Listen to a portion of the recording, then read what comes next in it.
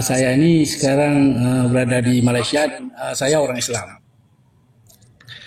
Salam juga kepada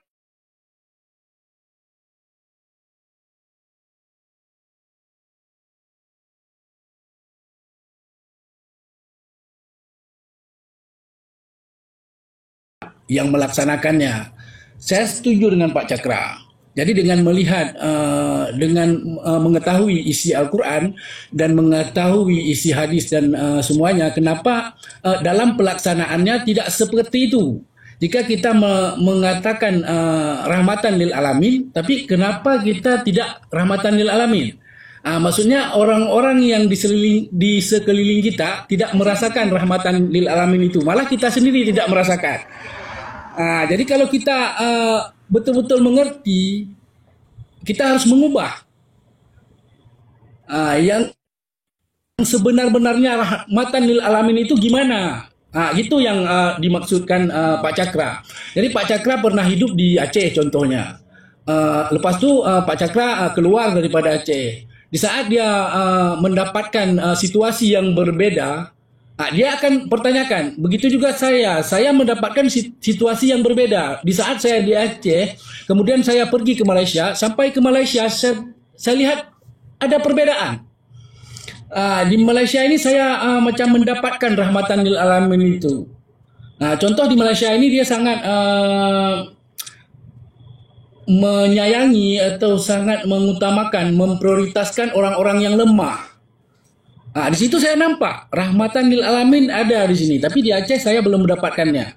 Tapi bukan bermakna di situ kita boleh menuduh orang Aceh itu belum melaksanakannya ataupun tidak ada keinginan untuk melaksanakan hal itu.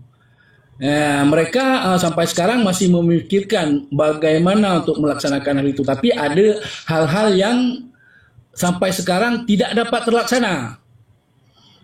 Contoh saya katakan macam di Aceh itu Allah membagi bumi Aceh itu bumi yang penuh dengan hasil alam, bumi yang penuh dengan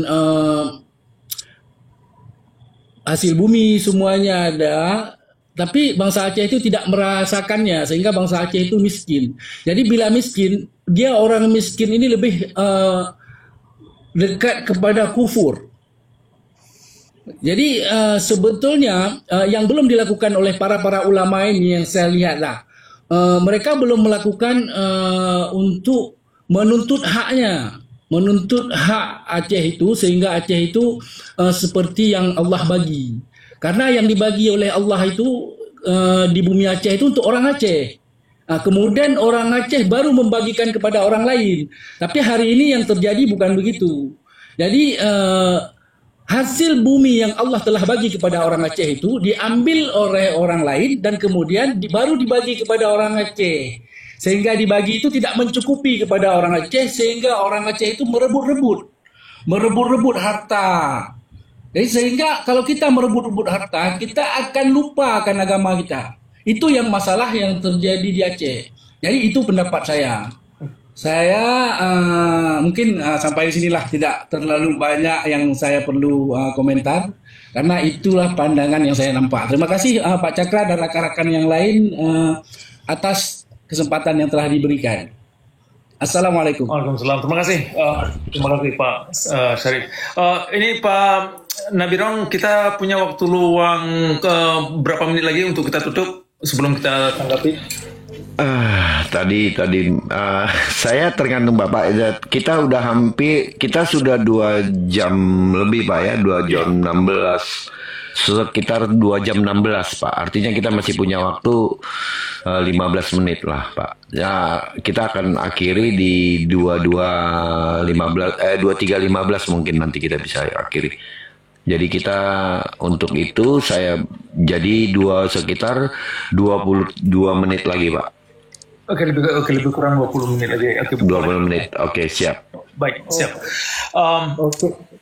Jadi ada satu poin yang ingin saya respon tentang pernyataan yang diajukan oleh oleh Bapak Syarif. Persoalan kenapa orang Aceh yang sudah taat dalam beragama ternyata tidak bisa mewujudkan rahmatnya dalam masyarakat itu sendiri, terutama dalam kepribadian mereka sendiri. Itu satu poin yang relevan. Tetapi persoalan Allah memberi Aceh ini diberikan Allah memberi kepada orang Aceh adalah Aceh, itu tidak relevan saya kira terkait dengan politik. Tetapi yang kita fokuskan adalah persoalan karakter atau character ethic, ya kan, perangai atau perangui, sikap sikap kemanusiaan dalam beragama. Kenapa kita perdayakan kelayakan ajaran Tuhan, dalam hal ini perintah-perintah Tuhan, tidak membawa atau tidak menunjukkan perangai orang Islam yang sudah taat dalam beragama dan ketika mereka tenggelam dengan ritualitas, ketika mereka tenggelam dengan syariat Islam, ketika mereka tenggelam dengan aturan-aturan harus mengancam orang lain, harus cambuk anggota masyarakat di atas panggung hingga luka, hingga pingsan, ya kan?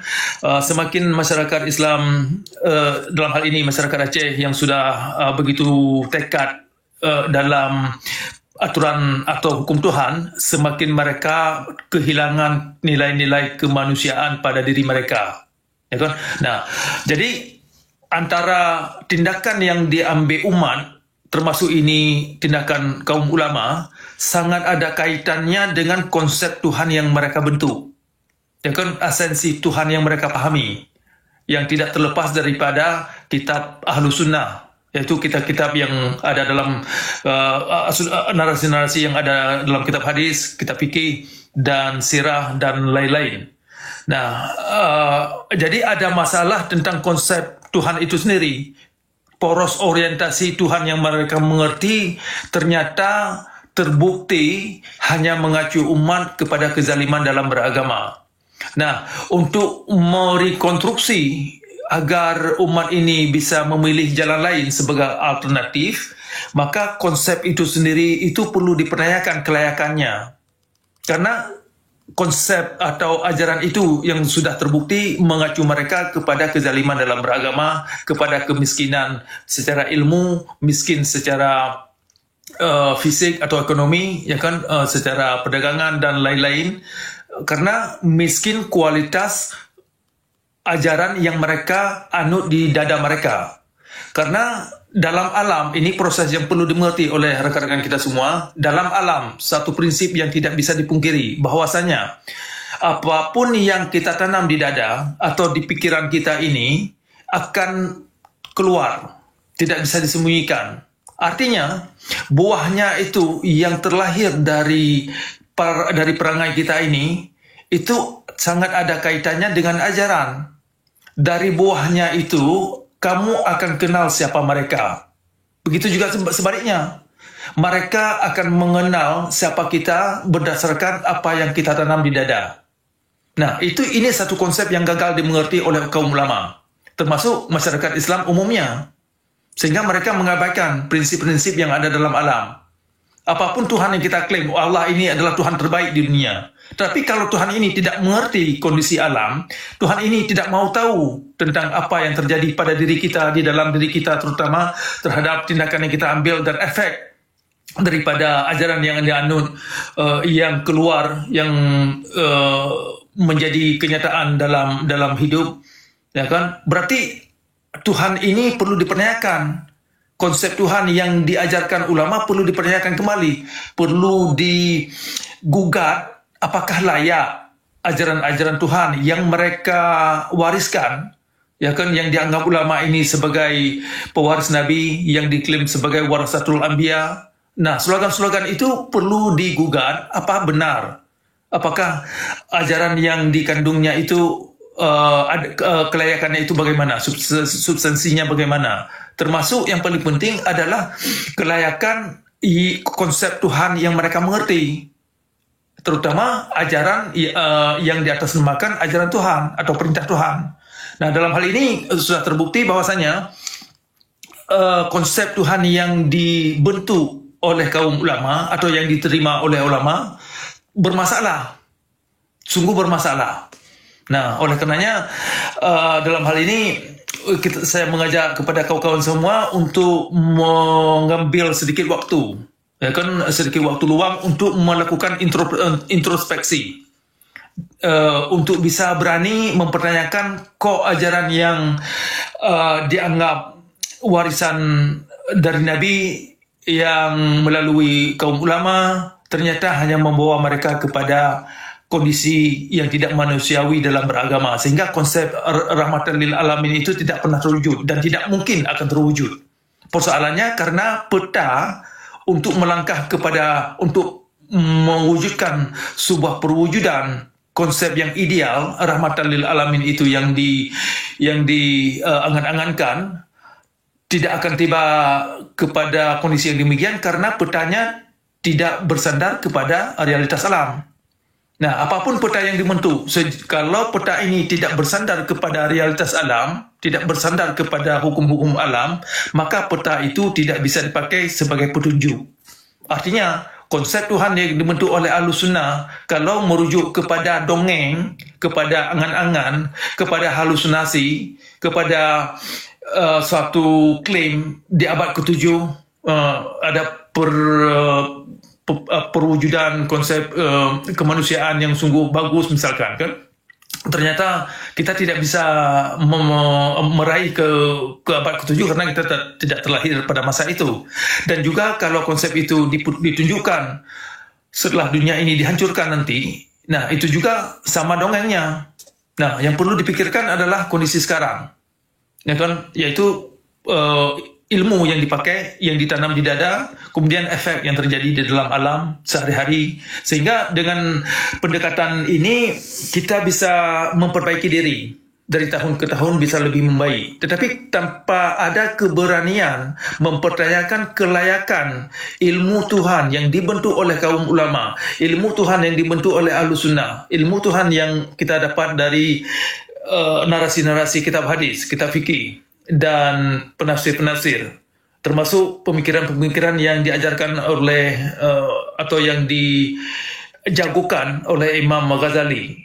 Kalau hanya mengacu umat kepada pembodohan, kalau hanya mengacu umat kepada kegelapan, kalau hanya mengacu umat kepada kezaliman, maka semua itu perlu digugat, ya kan? Perlu digugat, sehingga dengan ini kita bisa belajar. Nah, saya kira demikian sekedar tanggapan saya terhadap yang ditunjukkan oleh Bapak Syarif tadi, dan mungkin kita sudah bisa siap-siapkan untuk membuat pernyataan atau statement penutup, ya. Saya kira ada sekitar 10 menit lagi. Bisa kita kasih kepada ini, ya, siapa yang mau bertanya ini, Bapak Jimat, ya, ingin menambahkan mungkin. Jimat belum, ya, silakan Pak. Oke, terima kasih ya. Mungkin kalau pembahasan memang mungkin saya baru masuk ya, jadi tidak terlalu, tapi saya coba menangkap ya apa yang disampaikan oleh Pak Cakra. Memang kalau kita lihat dari temanya, apakah kelayakan Islam atau konsep-konsep Islam itu relevan nggak, masih relevan nggak dengan kondisi saat ini? Nah, memang kalau kita lihat dari idealitas Islam dan realitas Islam itu memang ada banyak terjadi kontradiksi ya. Misalnya kalau dalam idealitas Islam itu ya dia bersumber dari ajaran-ajaran pokok Al-Quran dan Sunnah.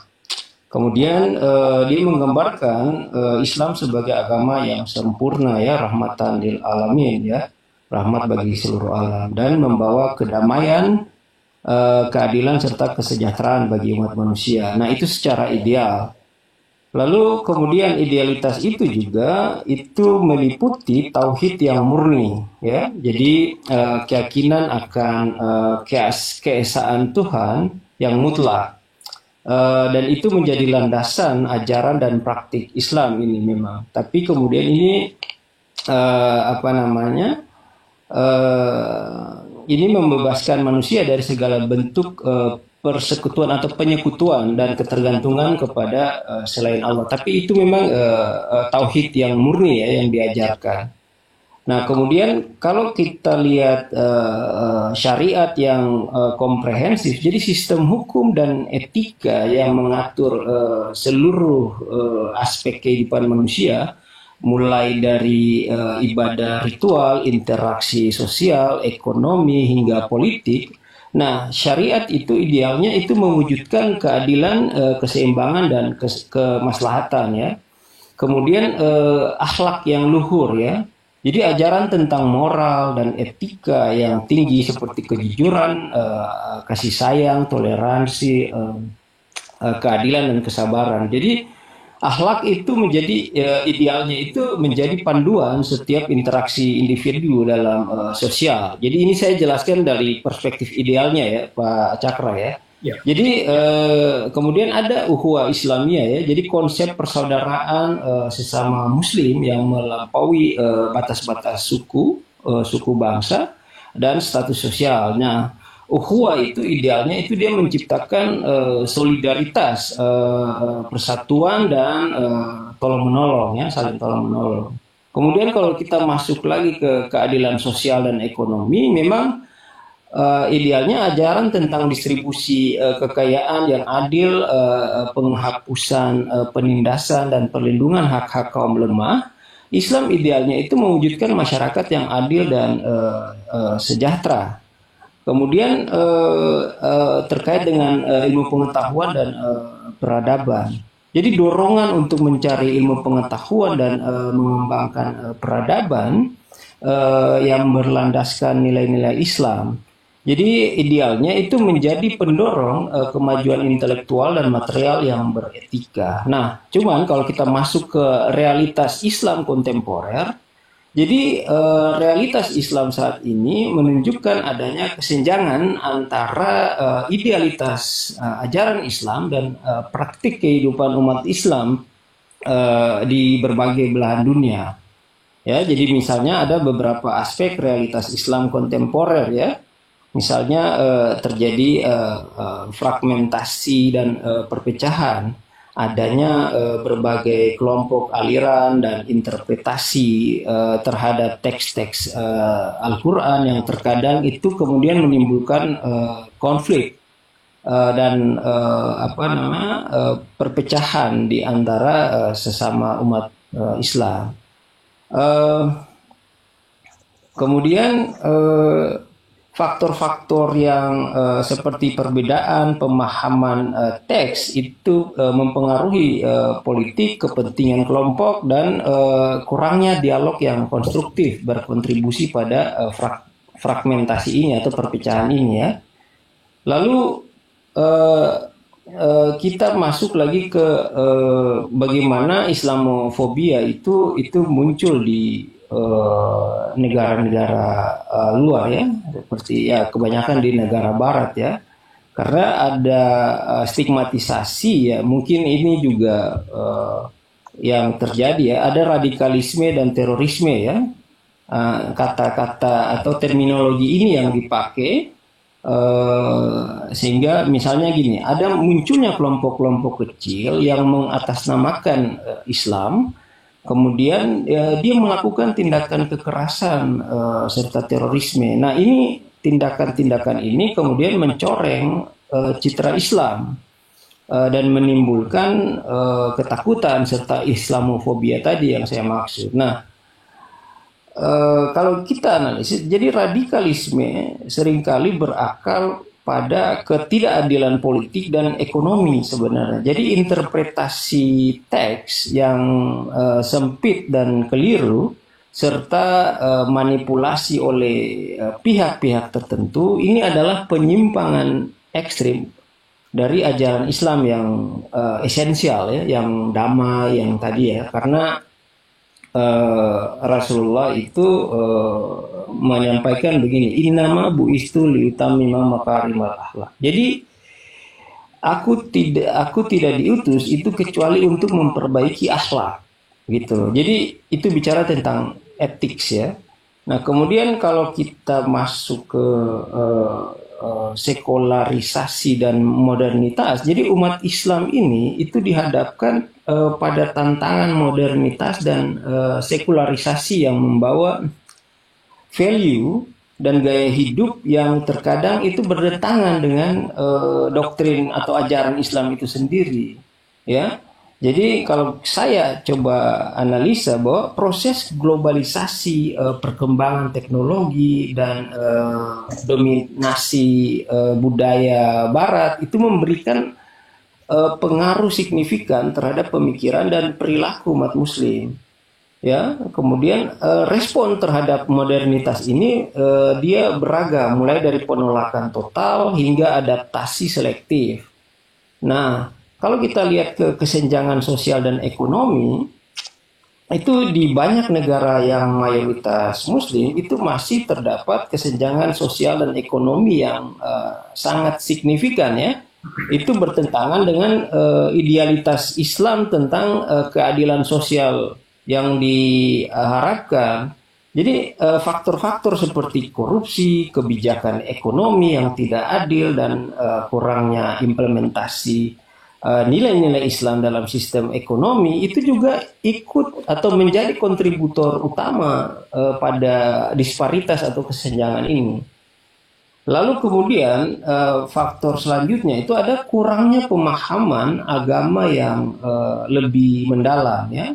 Sebagai umat Muslim itu memiliki pemahaman agama yang mungkin tidak terlalu dalam dan hanya mengikuti tradisi tanpa memahami esensi dari ajaran Islam.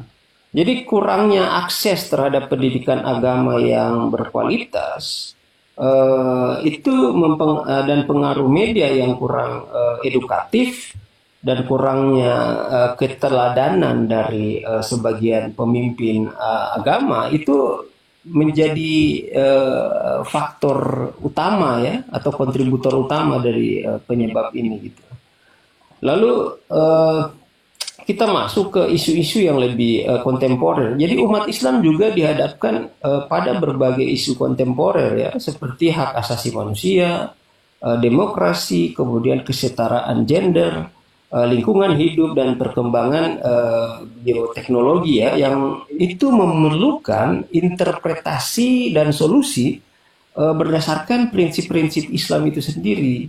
Jadi respons terhadap isu-isu ini itu mungkin sangat beragam, ya, mencerminkan perbedaan atau diferensiasi interpretasi dan prioritas di kalangan umat Muslim.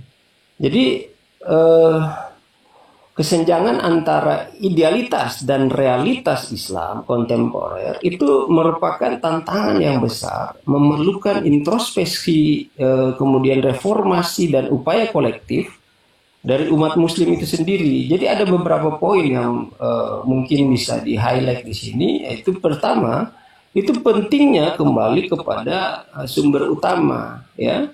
Misalnya upaya untuk memahami dan mengamalkan Islam harus didasarkan pada pengetahuan, pemahaman yang benar dan mendalam terhadap Al-Quran dan Sunnah, dengan mempertimbangkan konteks sejarah dan realitas kontemporer. Lalu kemudian kita masuk ke pendidikan atau ada reformasi pendidikan agama, di mana pendidikan agama itu perlu ditingkatkan kualitasnya agar bisa menghasilkan generasi Muslim yang memiliki pemahaman agama yang lebih komprehensif, kritis, dan toleran gitu. Lalu kita juga harus menciptakan dialog, ya, dan persatuan. Jadi misalnya meningkatkan dialog konstruktif antar berbagai kelompok dan aliran di dalam Islam itu menjadi urgen untuk kemudian mengurangi atau mereduksi perpecahan, ya, dan berbagai dalam membangun persatuan begitu. Lalu keterlibatan positif dalam masyarakat. Jadi umat Islam itu perlu terlibat secara aktif dan positif dalam membangun masyarakat yang adil dan damai, sejahtera, ya, sesuai dengan nilai-nilai Islam. Nah, kemudian bagaimana kita merespon itu secara bijak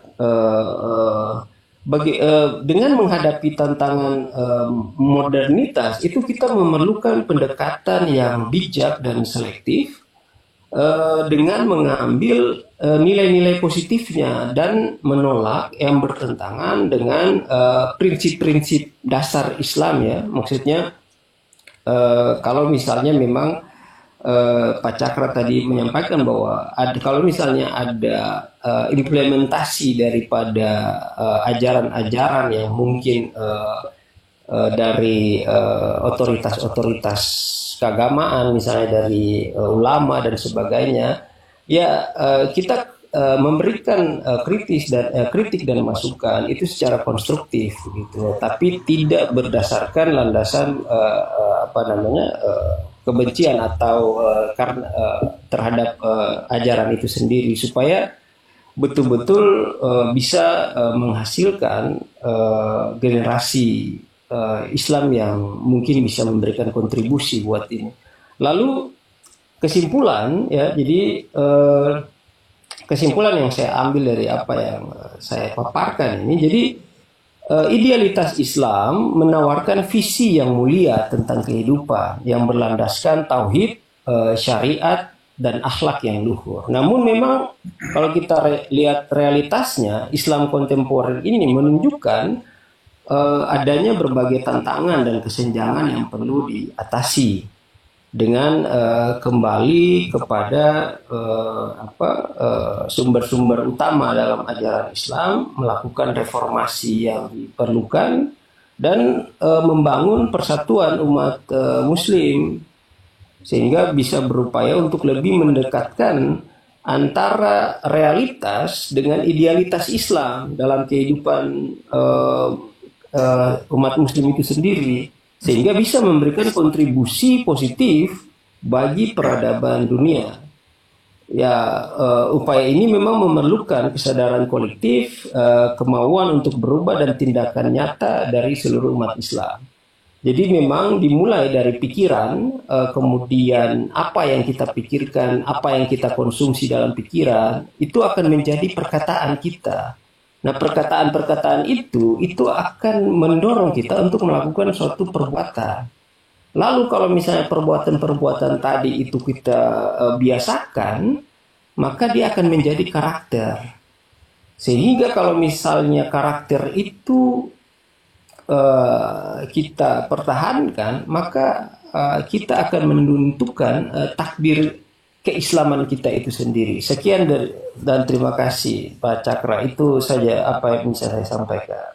Host, terima kasih host. Ya, terima kasih Pak Jimat. Mantap atas ulasannya, atas kontribusi pemikiran dan argumennya. Sungguh mencerahkan saya kira. Jadi ada banyak poin yang diangkat oleh Bapak Jimat. Semoga menjadi pencerahan buat kita semua. Jadi ingin saya mungkin paraphrase atau menyimpulkan dari apa yang dikatakan oleh Pak Jimat. Mungkin ingin saya tambah atau ingin saya buat satu klarifikasi kepada rekan-rekan yang lain di bawah yang tadi mendengar, bahwasanya kritik yang kritis itu bukan berarti kebencian. Ini satu hal yang perlu dimengerti. Ketika kita menganalisa satu ajaran yang kritis, yang penting kita analisa, itu bukan berarti kebencian. Ini satu hal yang sangat salah dimengerti oleh umumnya orang Islam, sehingga orang Islam ini terjebak dalam slogan tidak berani mengkaji. Karena ketika mengeluarkan satu analisa baru yang kira-kira berlawanan, yang kira-kira sangat kritis, ini dianggap ini sudah mencoba mendiskriminasikan Islam dengan istilah-istilah yang demikian. Jadi rekan-rekan sekalian di bawah, untuk dimengerti bahwasanya perlunya pemikiran yang kritis, pemikiran berani menganalisa kembali, pemikiran berani untuk introspeksi, ya kan, untuk mengevaluasi diri, untuk bisa kita mengkaji kembali, meresapi kembali apa yang datang dari orang tua kita ini kan. Itu bukan berarti membenci. Nah, kalau digunakan kata membenci sebagai Islamofobia atau menggunakan istilah-istilah yang demikian, inilah yang membuat umat Islam ini terus terpuruk dalam kondisi yang ignorant, yang kan tidak mau tahu. Nah, sehingga kualitas cendekiawan Muslim kurang membuat syariat, kurang berani membuat satu solusi atau alternatif baru untuk bisa membentuk, terutama kalangan ulama. Saya kira yang cukup bermasalah sekarang adalah kalangan ulama, karena efek yang dialami oleh masyarakat adalah keputusan ulama. Nah, jadi masyarakat Islam perlu menyadari bahwasanya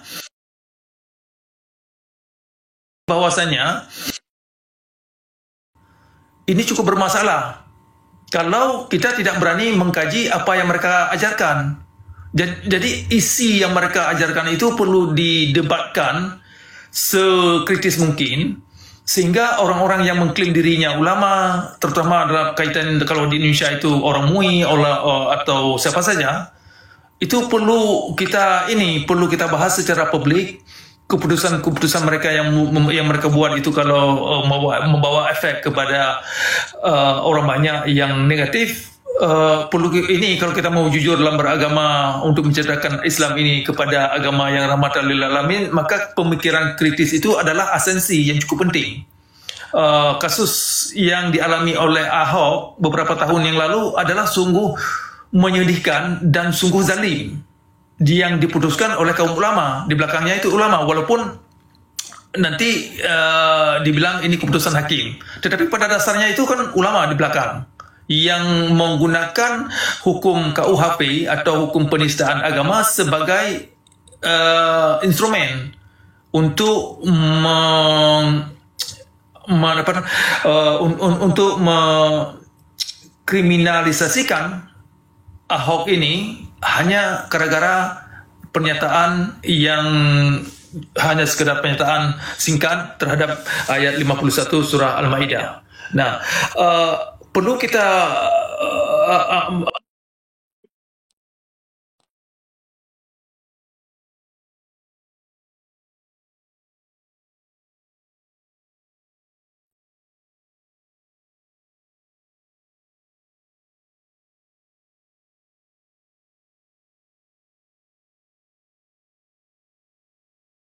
hanya punya ilmu dongeng atau menjurus kepada dongeng, berarti mereka bukan ahli di dalam ilmu yang menuju kepada pencerahan.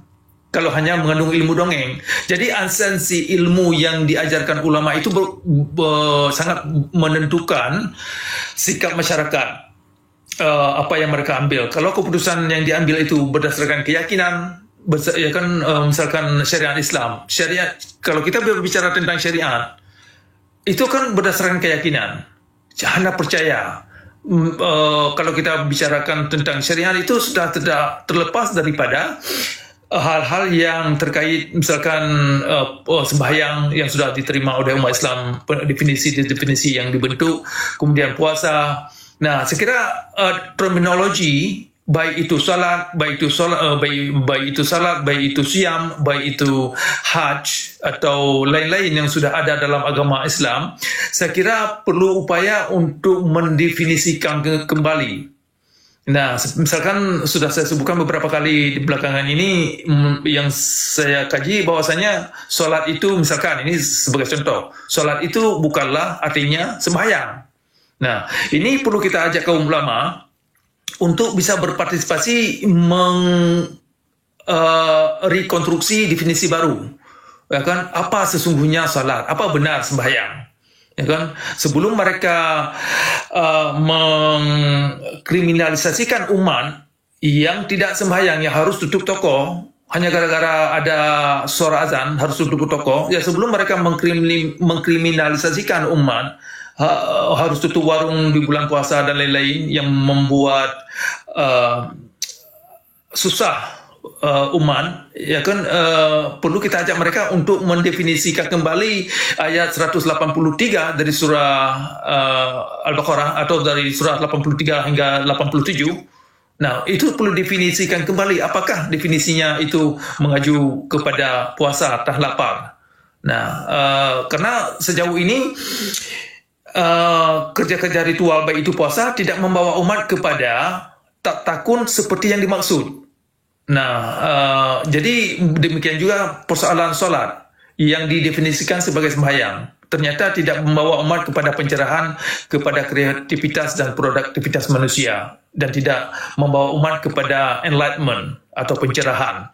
Nah, banyak sekali dimensi-dimensi Islam yang perlu kita sekira seperti Bapak Jemaat tadi tunjukkan, perlu keberanian kita untuk mengkoreksi diri dan mencoba memberi nuansa baru. Kalaupun nuansa baru ini bertentangan dengan tradisi Islam yang sudah terbangun, yaitu Islamic Orthodoxy atau Islam Ahlus Sunnah, kalau ternyata tidak relevan, itu perlu ditinggalkan, saya kira. Ya kan? Perlu dimuseumkan. Kalau enggak, kita terus tersangkut di dalam lumpur. Kalau kita mau berani keluar dari lumpur yang kita tahu bermasalah, ya kan, maka kita harus sadari dulu bahwasanya kalau ada opsi baru, kalau ada pilihan baru terhadap pemahaman baru sehingga bisa keluar dari lumpur, maka ketika ada solusi atau interpretasi baru agar kita bisa keluar dari lumpur itu, maka kita harus berani meninggalkan lumpur yang menjerat kita sendiri. Walaupun lumpur itu yang saya maksud ini adalah ajaran-ajaran tradisi yang datang dari orang tua kita ini sudah berabad, sudah menjadi adat, kita harus berani tinggalkan. Makanya ayat 170 kalau nggak salah surah Al-Baqarah itu dikatakan, jangan kamu ikut gara-gara hanya karena agama orang tua, sedangkan orang tua kita sendiri tidak mengerti apa yang mereka ikut. Ya kan?